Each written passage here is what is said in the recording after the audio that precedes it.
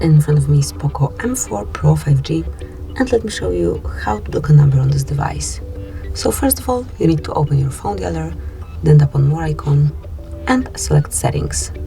Here find and select Block Numbers, and here you can either block all unknown colors by using this first switcher, or you can add some number manually. To do it, just pick Add a Number and provide this number right here. Click on Block Done, and from now on this color will not be able to reach you.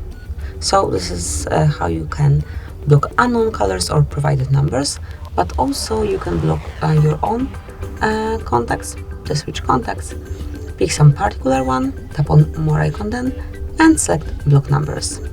Confirm it, and that's it. That will be all. This is how you can block numbers. Thank you for watching. Please subscribe our channel and leave the thumbs up.